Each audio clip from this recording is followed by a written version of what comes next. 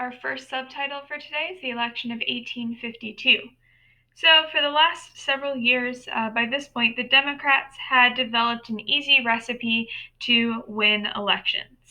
They would support slavery and therefore carry the entire South, and then they would win just some of the North, and that would give them an easy majority in the election.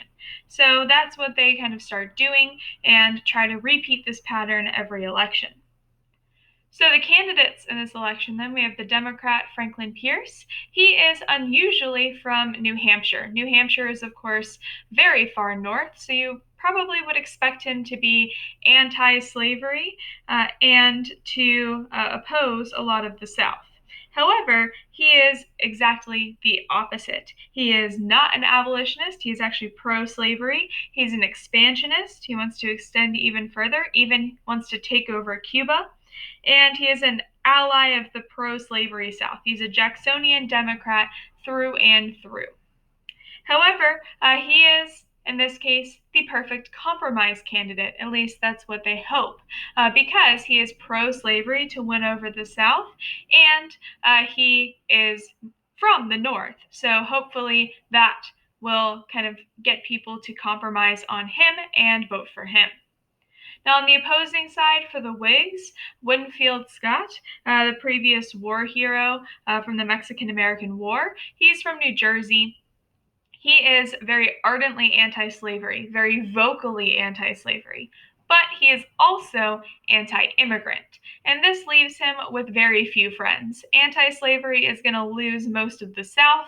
Anti-immigrant is going to lose the large immigrant population that tends to be mostly anti-slavery, particularly the Germans. So Winfield Scott doesn't get a lot of votes in this election. So Pierce ends up winning the election easily. Because Scott was just too anti-slavery for the South and alienated the immigrants in the North.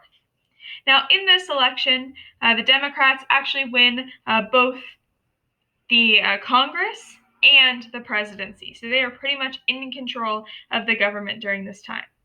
Now, just a little bit of fun facts about Franklin Pierce. He was trained as a lawyer. Of course, he is pro-slavery and for the South, and he's considered a dark horse candidate because he doesn't really think he's going to get elected, but all of a sudden everyone kind of compromises on him. He was actually friends with two of the famous literary figures of this time, Longfellow the poet and Hawthorne, who ended up writing a short biography for his campaign. He had several children, but all of them died very young. One of them was just 11 years old when he died in a crazy railroad accident in front of his parents right after Pierce's election. So that really dampens his inauguration and his attitude coming into the presidency, and his wife pretty much totally retreats after that. Nevertheless, he wins easily. For his vice president, they have Rufus King. Rufus King actually dies just 1 month into office and is not replaced. So, fun fact about Pierce, he serves the majority of his presidency without a vice president. Okay, so when you're ready, continue on to the next slide for your notes.